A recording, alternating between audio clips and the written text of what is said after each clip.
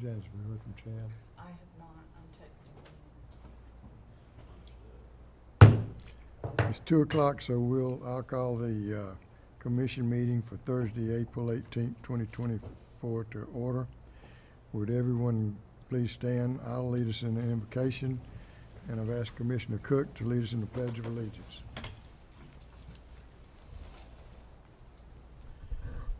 Our dear Heavenly Father, we're thankful to be able to represent the citizens of Glynn County on this Joint Water and Sewer Commission Board.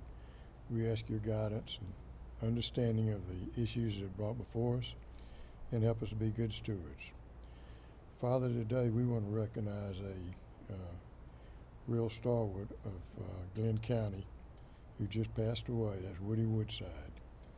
And I just pray that you'd be with his family.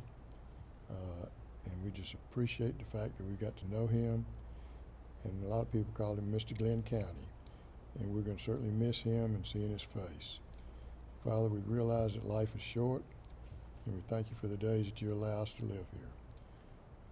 Lead, guide, and direct us, and help us do everything in your name. In Jesus' name we pray. Amen. Amen. I pledge allegiance to the flag of the United States of America and to the republic for which it stands, one nation, under God, indivisible, with liberty and justice for all.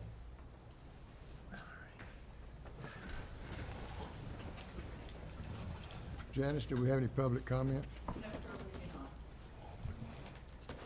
we do not. Okay, we got some employee recognition. Let's see. The fun part. Get us in the right order.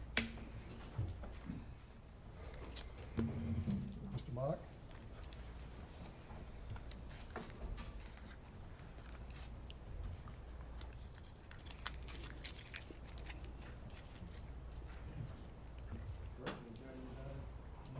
Yeah, Mike's my systems analyst, working with us for how many years, as far as? Coming on 6 years. That's what you do? Yes.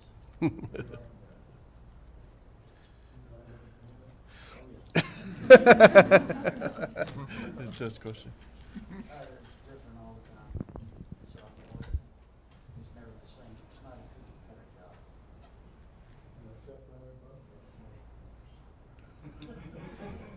There is only one right answer to this one.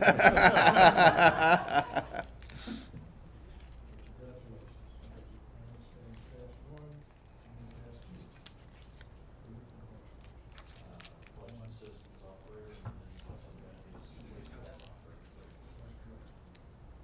Let me read this to you. State of Georgia Board of Examiners, certification of water and wastewater treatment plant operators and laboratory analysts. Certified Michael Roman Mott Jr. Having given satisfactory evidence and necessary qualifications as required by the laws of the state of Georgia. And is duly certified as a wastewater collection system. State of Georgia. Signed by Michael Miles. This is 18th day of April 2024. Congratulations.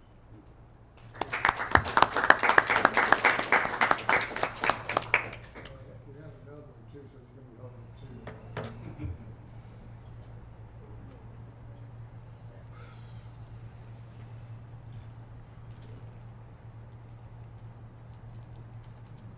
let me read this next one.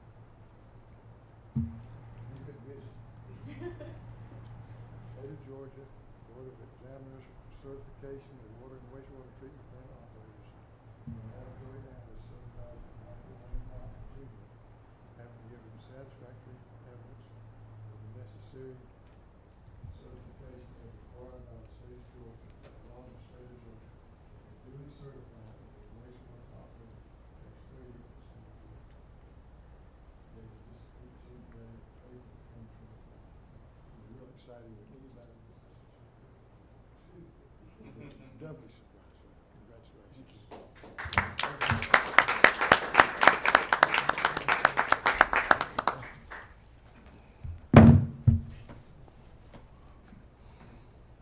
You want to say anything about it? He's been a very dutiful employee, he's very helpful in monitoring SCADA, in particular,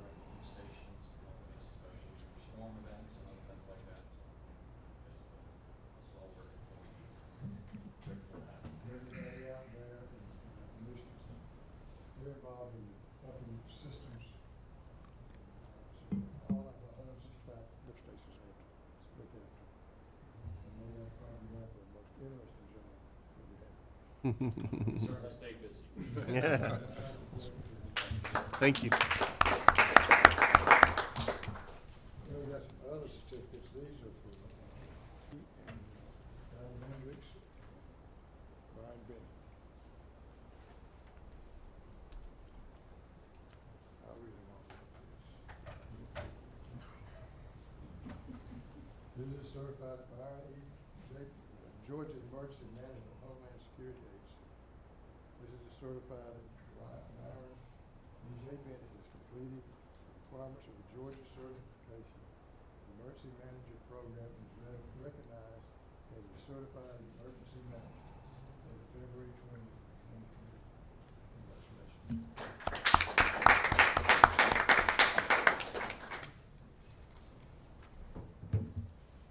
This is the Georgia Emergency Management Homeland Security Agency. This is certified by the Hendricks. That's completed the requirements of the Georgia Certified Emergency Manager. Recognized as a certified emergency manager as of November 6, 2023. Congratulations.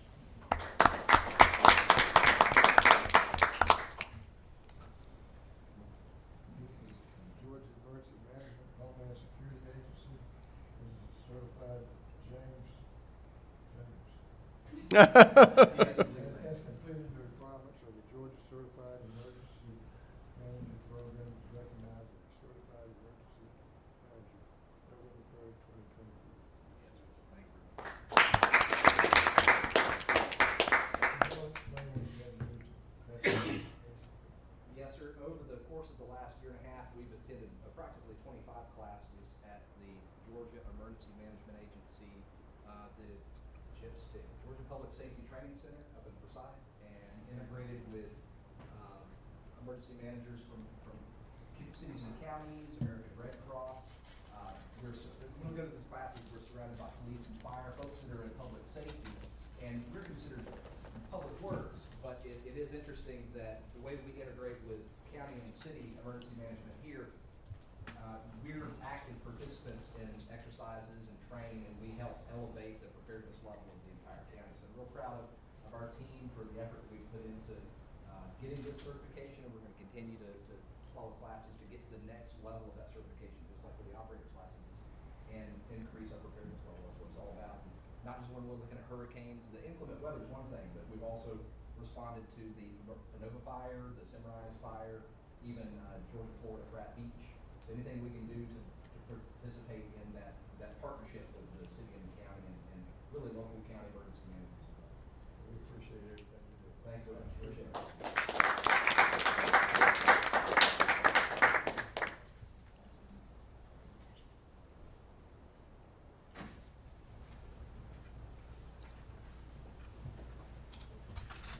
Committee updates. We had 2 committee meetings yesterday. The Facilities Committee, we met, and I'll give an updated report on that.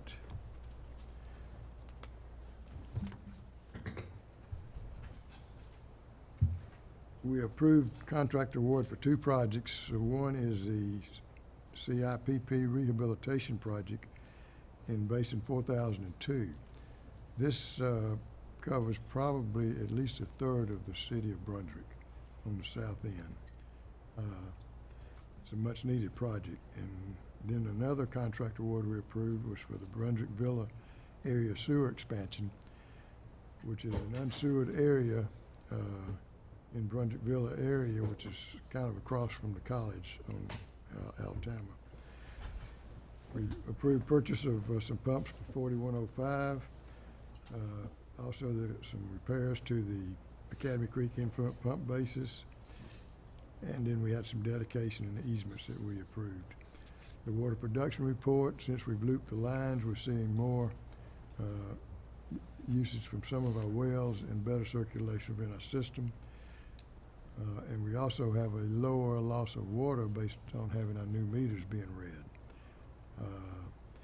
We had a capital project report and some nice photographs to bring us up to date on the various projects. And we have some other projects that we're going to be bidding this year, so we're looking forward to having those. And these will be a little bit more visible in some of the projects because the city does not, the normal citizen doesn't understand when things are being done on things underneath the ground. A lot of our stuff is underneath the ground. But when we build an elevated tank, or we put in a new treatment plant or something like that, they see it. They see it from then on. And so and it's good advertisement for us, and they realize then that the Joint Water and Sewer Commission is trying to improve not only our image, but improve the system for the citizens of Glynn County. So I appreciate what everybody does to accomplish this. In particular, Pam and Todd and everyone else as far as getting these projects ready to bid. We also had a finance meeting, and I'll ask Commissioner Watson to give a report on that. Thank you, sir. The contracts that you mentioned, 4002 Basin and the sewer expansion, we made and passed a motion to review those today in full commission. We also spent a significant amount of time going over the organizational budget for 2025, which will continue today. We also heard from Andrew and Mr. McGinty regarding our property insurance renewal, and also agreed to buy a new engine for a big truck outside that would cost a lot of money if we did not. But had a great meeting. A lot of actually, we almost had every commissioner here for review and input mainly on the budget, and appreciate their attendance and attention to those details and asking those questions, and happy to move into our meeting today. Thank you, Commissioner Watson. We'll move into the approval section of the meeting. I want to request that we defer item 4. Can I have a motion for us to defer item 4 to the next meeting? Motion to to defer item 4 for our next meeting. Motion Second. All in favor? Indicate. Motion passes 6-0. Thank you very much. First item is the minutes from the March 21st, 2024 commission meeting. Can I have a motion? Mr. Chair, I make a motion that we approve the minutes as submitted by staff.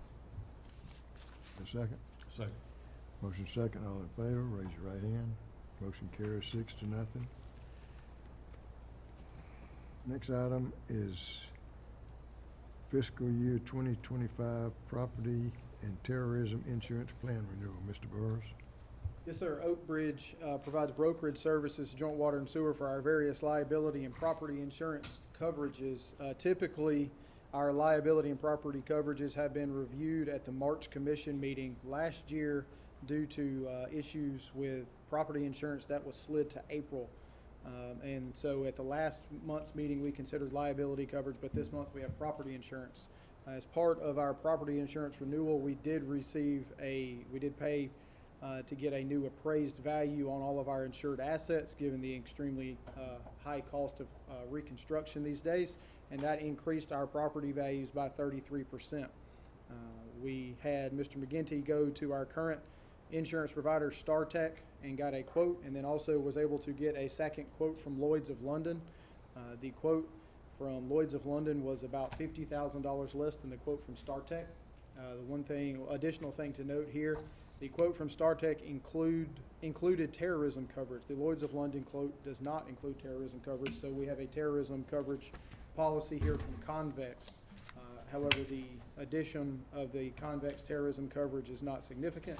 Total cost for property and terrorism insurance renewal is $551,460. This is a nearly 21% increase in coverage from last year. However, at this time, this does appear to be the best option we have to move forward, and staff recommends we do move forward with these two insurance coverages as presented. And this number is included in the proposed budget that you will see shortly. Can I have a Mr. motion? Chairman, I move that the Brunswick-Glynn Joint Water and Sewer Commission approve the insurance renewal rates for each coverage category, and the insurer is listed above. Second. Motion and second. Any questions, comments? Hearing none, all in favor indicate by raising your right hand. Motion carries 6-0. Next item is the fiscal year 2025 organizational budget. Mr. Burris? Yes, sir, and because of the questions yesterday, you should have a copy of the presentation today so you can follow along in your packet, but no reading ahead.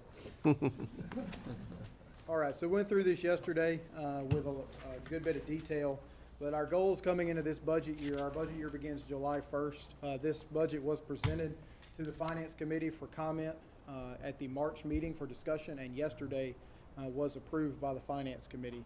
But our goals going into the budget year, we had three major goals: to maintain affordability despite rising costs. We've seen that particularly in items such as chemicals and in project construction costs. Because of that project construction cost increase, we need to increase our project funding so that we can maintain the progress we've been making on our master plan, and we also always look for ways we can improve our operational efficiencies to reduce our unit cost to treat water and sewer. So some highlights: we are requesting a rate adjustment in this year's budget. However, that rate adjustment will allow us to increase our repair and replacement reserve funding, which is used for projects for rehabilitation of our system. And we do have a much more limited capital equipment replacement budget, including that we will not be purchasing or requesting to purchase any vehicles in this budget whatsoever. We've tried to skin that back as much as physically possible. All right, top line dollar value at fiscal year 25 budget proposed is $38.93 million. This is an 8.2% increase over last year's proposed budget. So where do those revenues come from? 40.62% come from sewer revenues. That is sewer usage charges and the industrial surcharge rates that we charge to our industrial customers when they have high-strength waste. Water revenues from water usage charge, REU fees that are charged for water and sewer, admin fees which are charged for water and sewer, and then a small amount coming from interest and what is known as other income, which are things like late fees, fire protection charges, septic hauler fees, scrap sales, and other smaller line items. So, mentioned a proposed rate increase. If this does get approved today, the average residential customer will see an increase of $2.48 per month on their monthly water and sewer bill. That is assuming you are both a combined water and sewer customer. We've had consistent account growth over the past 5 years, and that has limited the amount of the requested rate adjustment. The rate adjustment is nowhere near 8.2%, which is the proposed budget increase. And one of the reasons that's been able to happen is because of the good work that our finance team has been doing on improving our investment income through our partners with Synovus, and so we have much higher investment projections included.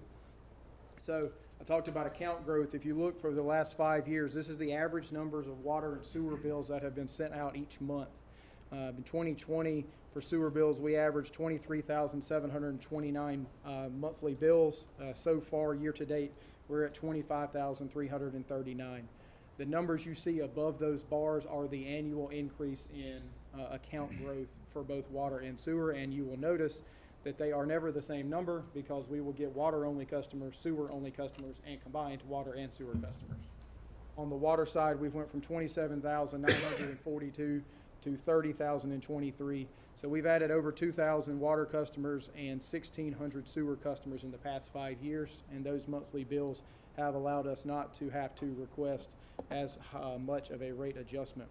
So how is that rate adjustment calculated? There is a proposed 3% increase in both the water and sewer usage rates, and a proposed 25-cent per REU increase in water and sewer REUs, and a 50-cent per bill increase in water and sewer admin fees. You do the math on that, and I've got some bill examples here shortly, and that works out to, for an average residential customer who uses 4,200 gallons per month, $2.48 per month on the average water and sewer customer.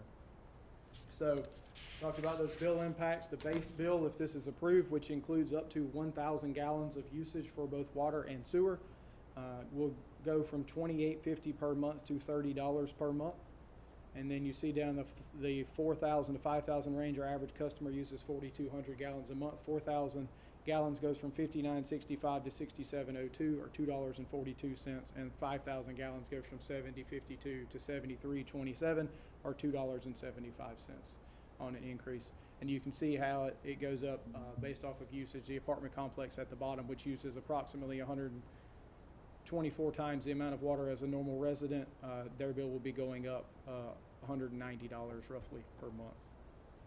So historically, we changed our rate structure in 2018, July 1st of 2018, we went to a new rate structure. And from July 1st of 2018 through June 30th of 2023, if you use less than 6,000 gallons of water in a month, your rates never changed. And last year we did a increase on the sewer rate, and this year with the proposed increase to $64.31 per month for 4,200 gallons a month. Over the last 7 years, there'd be a total change of $3.28 per month. Where does that fall in line with regional utilities and other similarly situated utilities? You'll see we have some coastal regions, some southern Georgia, and so we've got people from Statesboro all the way to Augusta, and then we've got some numbers for like Beaufort, Jasper, St. Augustine, JEA. The average for 4,200 gallons per month for across these utilities is $64.62. We are listed there with the black bar at $64.31, which puts us in line with where the combination of utilities is. And I will note that if you look at the two at the very far left of this chart, you will see the words dash inside. So some some utilities charge inside and outside the city rates. We charge the same rates regardless of where service is provided. So revenues by year, you can see the growth in revenues, mostly due to that account growth I was telling you about. So over the years, the good thing is you see those bars going up as we generate more revenue through customer bills that keep going out, and that we've added those 2,000 accounts each month. You will see going into next year's budget, though, of course, a little bit of a flattening of the REU fees with the loss of the Pinova account on that. So where do the expenses go? Essentially, the expenses break down into thirds. You have essentially a third that goes to personnel, a little over a third that goes to operating expenses, which are materials, supplies, fuel, electricity, chemicals, things like that. And roughly a third goes to either project funds and or debt service, which is used to fund projects. So essentially a third to projects, a third to personnel, and a third to operating. We are requesting no new positions in this year's budget, so it's a flat 154 positions. Our personnel costs do show a little bit of an increase because thankfully we have done a better job of filling and maintaining our vacancies that we've had the past couple of years. It's been a very tight labor environment, but we've got some good people that we've hired in, and they seem to be doing very well. In this year's budget is included a 3.2% cost of living adjustment for employees with the potential to receive merit increases to a combined amount of 5% based off of their annual performance appraisal. As far as the divisions, we have several divisions. The main two divisions you see down there, roughly half of our budget goes to either systems pumping, the combination of systems pumping and maintenance and wastewater treatment. And then about 14% goes to water and water production and water distribution, and the remainder go to administrative functions. I will note that finance does show up as 12% of the budget. As mentioned yesterday, that is because all of the employee health insurance charges go to that account. That is not split out amongst the different personnel groups. So that, if you go back historically for about the last 4 years, you'll see a major increase in the finance budget, and that is due to that amount. Their finance budget, over half of that is the employee health insurance. So where are the increases in the budget? A little less than $900,000 of increase in the R&R transfer. That's where we do rehab and replacement projects from. We've seen project costs escalate rapidly the last 2 years. Chemicals, both liquid oxygen, which we use at the Academy Creek facility, chlorine, which is currently used at the Academy Creek facility, but is being replaced, but that won't be online until potentially first quarter of 2025. And then we also use chlorine at, of course, water production units to disinfect water before it is sent out into our systems. And we also have a few other chemicals. Chemicals are up substantially, $676,000, and that is not due to usage rates. That is due to per pound cost increasing rapidly. Since the pandemic, we continue to get notification of substantial increases in chemical costs. And then, as we just talked about and approved, our insurance rates are going up, not health insurance, but our property insurance rates are going up. This year's between property and liability insurance, we saw a $139,000 increase in insurance rates. Where were we able to save some money? This first line item kind of catches people off guard. We're saving money in hurricane preparedness, but that does not mean we're less prepared for hurricanes. What we have done is purchase 5 portable generators. Previously, we have rented 5 portable generators every year, so we're not going to have that rental contract anymore, which saves us $125,885. We have made the final payment on our lease agreement to purchase bypass pumps. I think there's 10 bypass pumps at different pump stations. And so the final payment on that was made, so that reduced that lease arrangement by $100,000. And then our employee health insurance, we are self-funded, so we do have swings and claims that we have a calculation based off of the type of health insurance coverage employees select as to what we budget for those expenses, and that is a reduction of $65,800. I will note there is an employee insurance reserve should we go significantly over the budgeted amount that will not impact the annual operating budget moving forward. And what those capital equipment replacements, you'll notice none of these are vehicles, as I mentioned. So what are we requesting? Compaction testing equipment. We make a lot of road cuts, which I'm sure you are more than aware of, but we want to make sure that that backfill is compacted properly so that there's not settlement after the asphalt is replaced. We have 1 unit that can do compaction testing now, but we're requesting to purchase a 2nd unit so that the 1 unit can be serviced as required. Also, along the same lines, making sure things are compacted appropriately, a plate compactor that makes sure that we can get appropriate pressures to get the compaction necessary on that backfill without having to use the old school jumping jack compaction tamps. Those can be very labor intensive. A portable CCTV reel. We have sewer lines that go across tight easements and even into people's backyards in certain locations that we cannot get CCTV trucks into. So what this will do is allow us to take the CCTV equipment off the truck and roll it into these backyards without having to tear up people's fences and yards, and able to inspect the lines as needed. We do have cranes on trucks that lift pumps out of the wet wells. We are requesting to replace 2 of those cranes. We are requesting to purchase 2 new influent pumps for Academy Creek. We have ordered 2 in this year's budget and 2 more for next year's, and that would replace all 4 pumps at Academy Creek. And then a valve exercising machine for water distribution valves, so they can go out and put the appropriate amount of torque on those valves to prevent us from breaking valves when they happen to be slightly stuck in the open or closed position. I do have, of course, copies of the line item budget that I'll be happy to discuss any part of. In the packet you were given that were not in the presentation, I do go through our organizational goals that were discussed at our annual retreat and how those are tied into our budget request. So at that point, I will open it up for questions. Do you have a motion? Mr. Chairman, I move to It's a long motion. Yeah.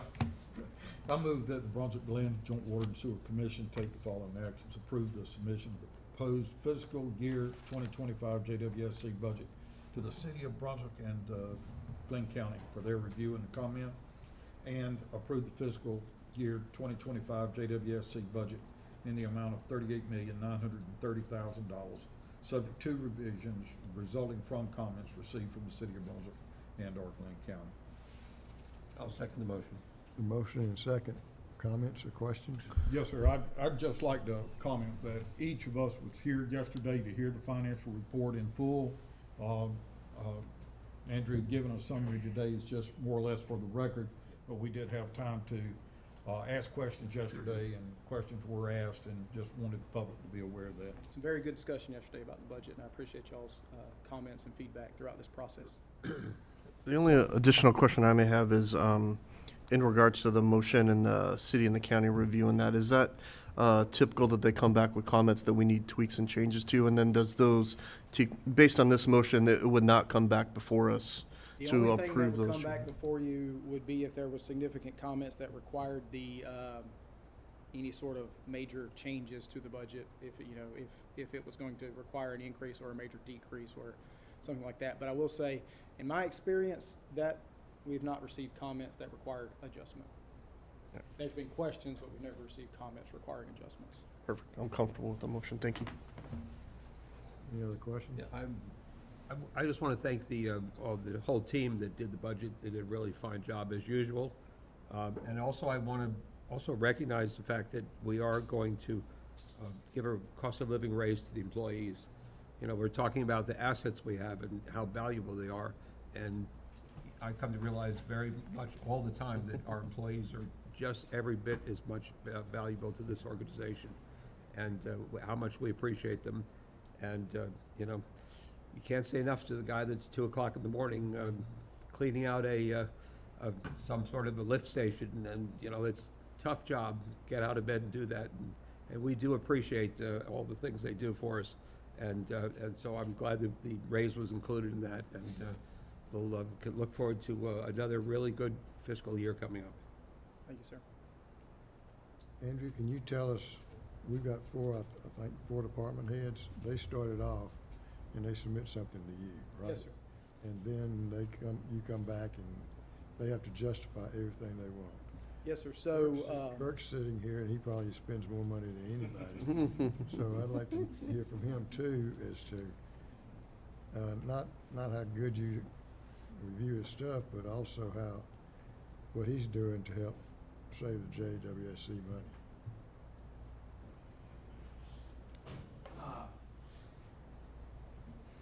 Well, the budget process, of course, having been with the organization for 10 years now, or coming up on 10 years, I should say, you can look at the historical and what we've done over the years, and of course, we're trying to trim wherever we can, making equipment last as long as possible, which means certain accounts have to be buoyed up because you're spending more money in repairs and refurbishment, i.e. one of the motions that'll be before you. But we're also using innovative approaches to reduce costs. So Michael Mock, my systems analyst who is here, works very closely with me, and we're looking very closely at wire-to-water efficiency. I know Commissioner Turnipseed is very familiar with that term, but how much does it cost us to move 1 million gallons of water? And looking for pump efficiencies in different types of pumps and using the right tools for the job, that in turn pays dividends in reduction of either electrical costs or maintenance costs. And so we're trying to use those innovative approaches. I mean, ultimately, our department, my department, is, you know, we're in logistics, transporting product from point A to point B, and then Mark's division takes care of treating it. So there's a lot of monies, a lot of mechanical devices, as Commissioner Turnipseed mentioned, you know, 160 plus lift stations, and growing, by the way. So we're constantly seeing that take place. So some of the things that are in front of you, instead of replacing the truck with the crane, we're keeping the chassis, and we're just replacing the cranes because they no longer function. And that's saving us significant amount of monies. That replacement truck right now, last time I looked, was somewhere on the order of $185,000. But what you're going to see per truck with a crane, what you're going to see for a motion is significantly less than that. So these are the kind of things we're trying to look at to make sure that we still can address situations at 2 o'clock in the morning and save our ratepayers money. Right. and we'll say, And I want to ask, I know that there's been a big push to the proactive approach, and I know that makes you happy. And it makes things much easier to be proactive about, the maintenance and the repairs and everything. So, and I know that makes a huge difference for our employees. Even though you get your list all the time, it pays off in the long run. And they're seeing that. I've actually surveyed the employees to find out if they're actually seeing that it's paying dividends. And any of the commissioners who've been here for a longer period of time or knows the history, we've actually seen our overtime numbers change. It's morphed a little. Now, it's true, we still have a lot of customer calls that we have to address, and that influences or other situations. But we have had a net effect on overtime, specifically with the lift station crew, because the board has been willing to put the funnel of money, Joint Water and Sewer has funneled the money into this collection system, and we're seeing it return in that we don't have to waste our money, as it were, in unnecessary overtime because equipment is unreliable. And that stresses out employees, which leads to problems with retention. So all of this is paying dividends. Of course, it takes time to see that needle start to move, and both Mr. Burrows and I have had discussions where we've actually seen the needles move at the treatment plant, which is impressive. yeah, Yeah, so I was- the Thank you. budgeting process begins in January. All the superintendents submit a budget to us in January, and then the budget team, which this year and most years is myself, Miss LaDonna, Dave, and Miss Francis. We literally go through line item by line item with every superintendent, and if anything looks out of whack, they can all tell you that I ask a lot of questions. And they also bought me a no button from Staples so that I could save my voice.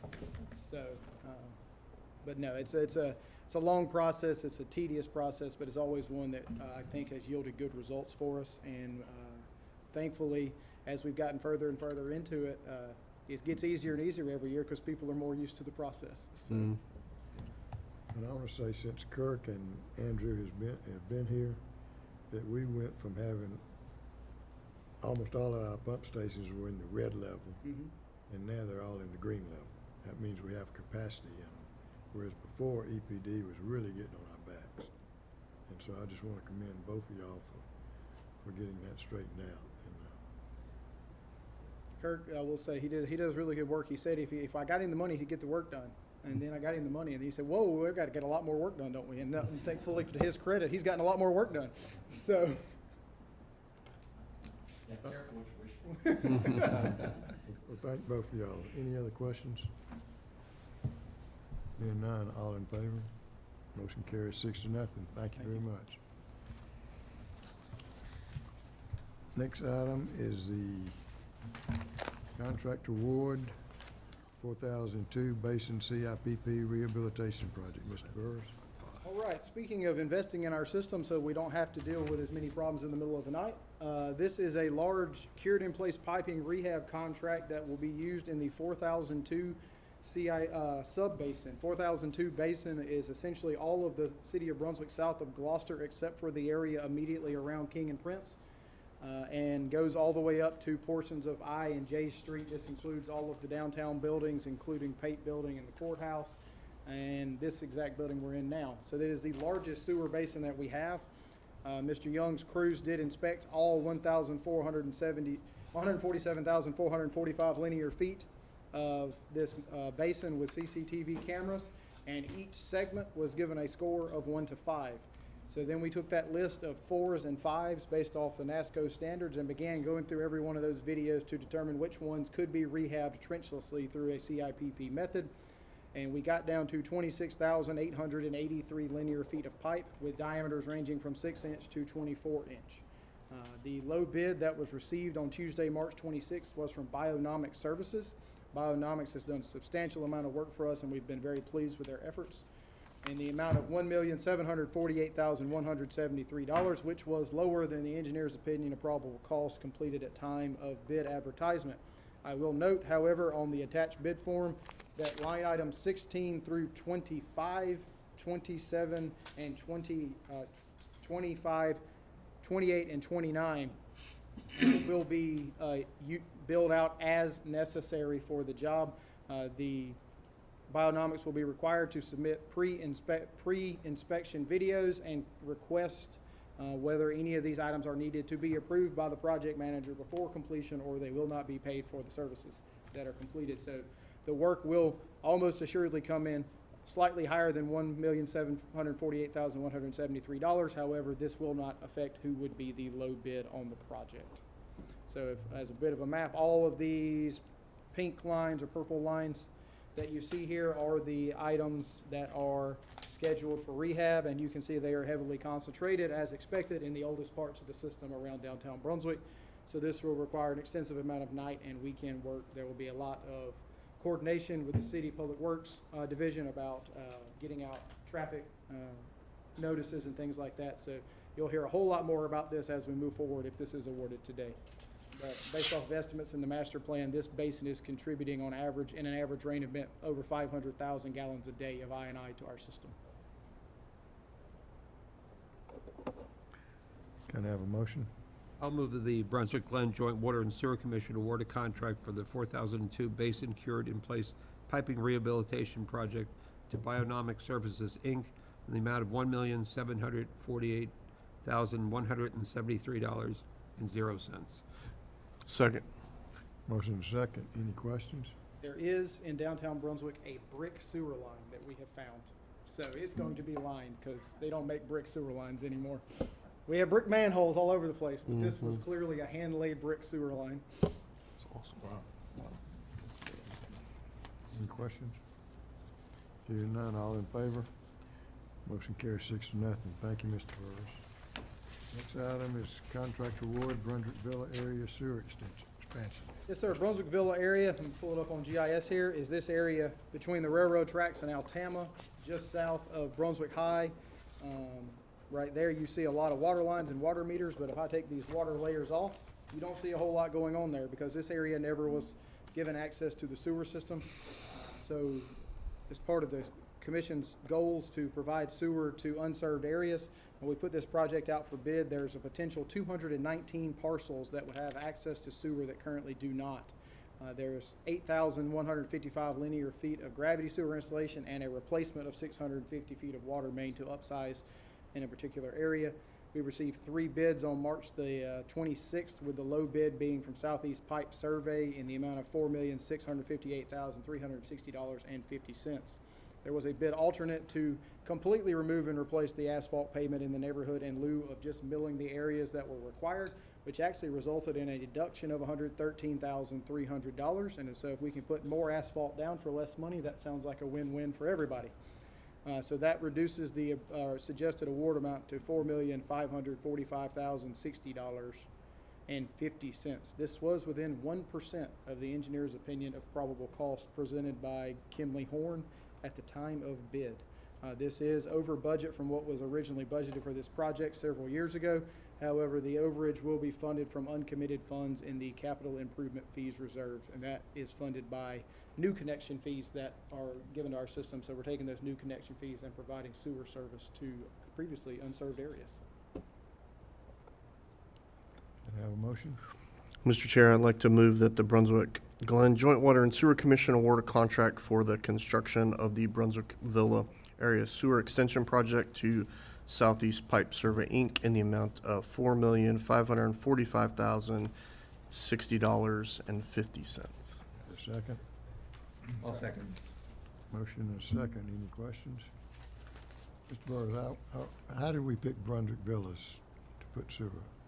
So what we do, what we have been doing is we're looking for what's known as infill expansion. So we look for major trunk lines that come into our system, and where we have densely packed neighborhoods adjacent to that never had service. So the first one of these we did was the Arco area project that is going on now.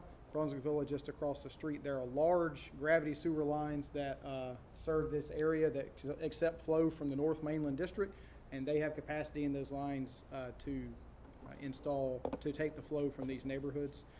We are also finishing up design on a project to provide sewer service in the community road area between Altama and Habersham as well.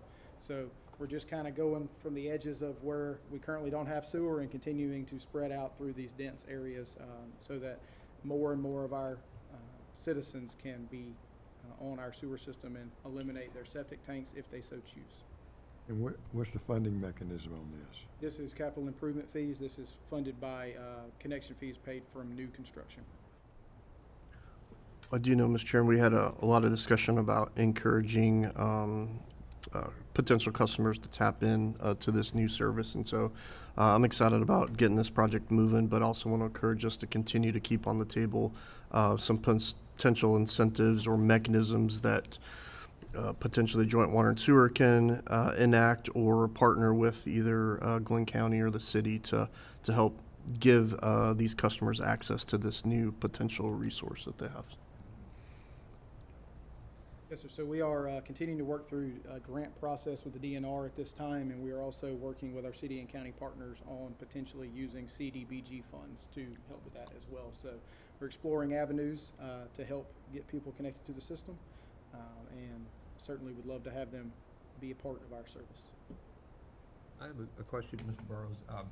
In the event we didn't do this project and people's septic tanks failed, can you give me a ballpark estimate of what it would cost to replace a septic tank? 10 grand on a septic tank, 10 to 15 grand on a septic tank replacement right now. And that's assuming you need new drain lines in the whole nine. right. But I mean, and this is a combination of our fees for the usage, for initiating the service, and with a certified plumber to do, would be probably under the $4,000. Yeah, probably $4,000 range to get tied on since they already have water accounts. Also, replacement may not be an option for some folks, Yeah. based on current standards for department bills. Right. So from the larger picture, this is obviously something that's necessary for the community. Probably should have been done years ago, you know, but here we are, and now it's a good time to do it, I'd say. For the lot size is such that they would not be permitted under today's regulations. Today, they would not be eligible for new construction on septic with sewer available. With sewer available. Any other questions or comments? Hearing none, all in favor? Motion carries 6-0. Thank you.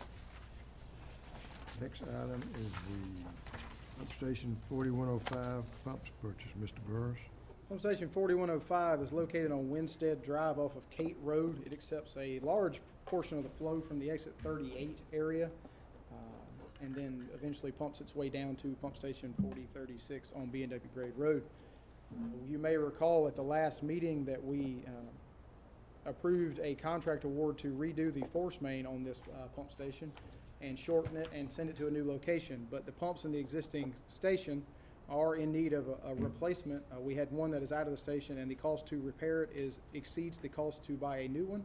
And so we are requesting to purchase a new one, and while we're purchasing one, we're going to request to purchase a second to replace both pumps in the station.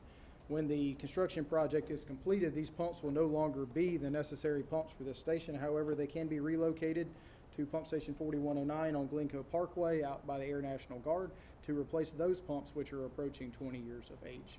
So the request, which will be funded from the Systems Pumping and Maintenance Operations budget, is to purchase 2 flight pumps from Xylem Water Solutions for a cost of $36,856.40. Mr. Chairman, I move that the Brunswick-Glynn Joint Water and Sewer Commission purchase 2 new flight submersible pumps for pump station 4105 from Xylem Water Solutions USA Inc. in the amount of $36,856.40.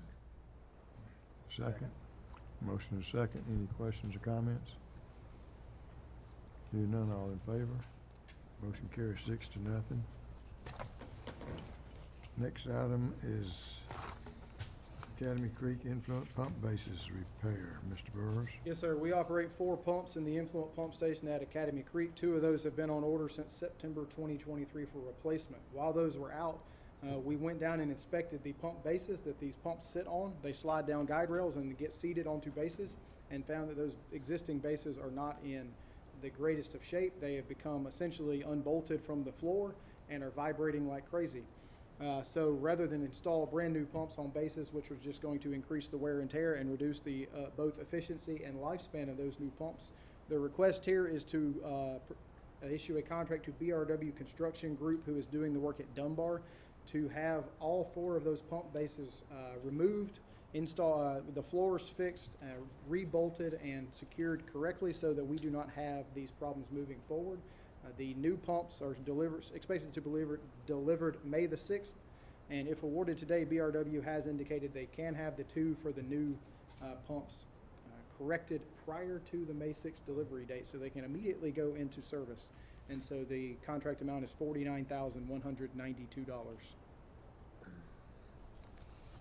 Can I have a motion? I'll move that the Brunswick-Glynn Joint Water and Sewer Commission enter into a contract with BRW Construction Group to perform rehab on the influent pump bases at Academy Creek Water Pollution Control Facility in the amount of $49,192.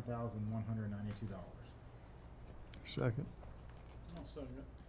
Motion second. Any questions? Mr. Burrows, what's the exact function of these pumps in the whole process? It's what gets the flow from the collection system into the plant. So once Mr. Young's pumps get it to the plant, then it sets the hydraulic grade to pump it through the rest of the facility. Okay. So it picks it up, takes it to the top of the splitter box, and then it gravities from there. So it's definitely essential equipment. It is the most important piece of equipment Right. that the wastewater plant has, because the rest of it don't matter if the flow doesn't get there. Right. Any other questions? Hearing none, all in favor? Motion carries 6-0.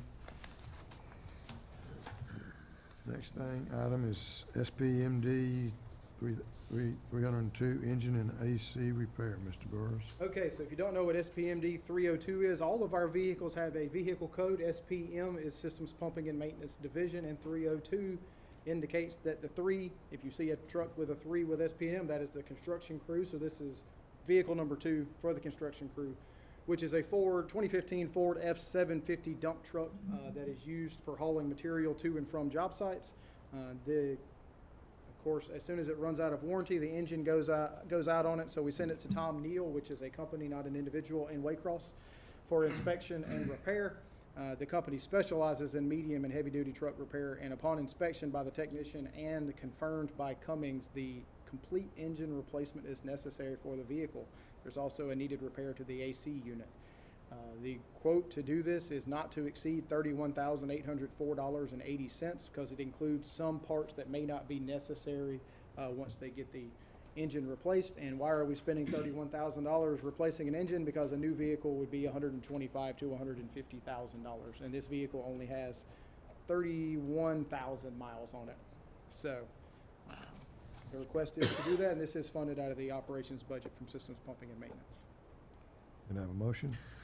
Mr. Chair, I move that the Brunswick-Glynn Joint Water and Sewer Commission award a contract for the repair of SPMD 302 to Tom Neal Waycross in the not-to-exceed amount of $31,804.80. I'll second the motion. Motion and second, all in favor? Motion carries 6-0. Thank you. The next item is dedication of easements and infrastructure. Mr. Klein?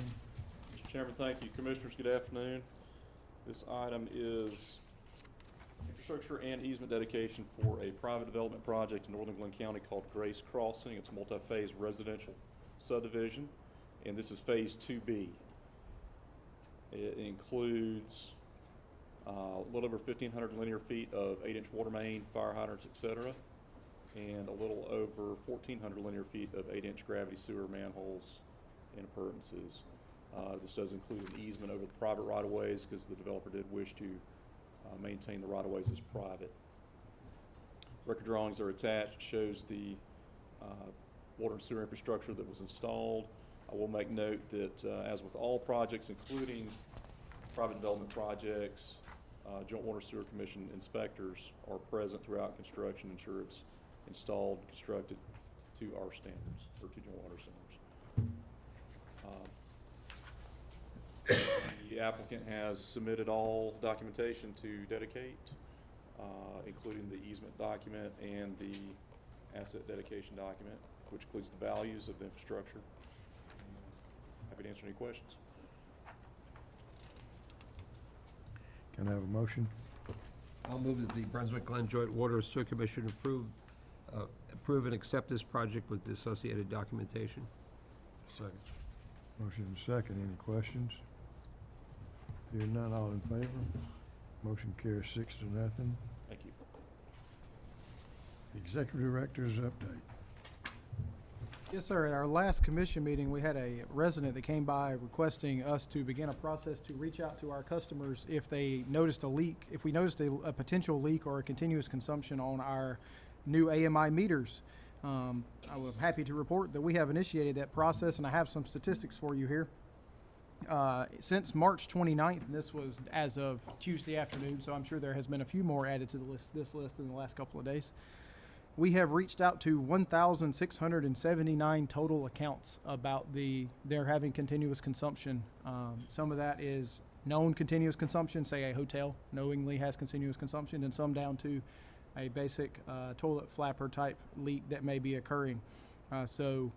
We have seen good response from this. We're seeing customers that are jumping on these repairs very quickly. Some of them, we have 4 or 5 issues here that people address within 3 or 4 days of getting the original message. And so hopefully as these continue to whittle down, we'll be able to get on these even quicker. And so we'll reduce the amount of continuous consumption that is going on in our system, which will reduce monthly water and sewer usage bills as a result.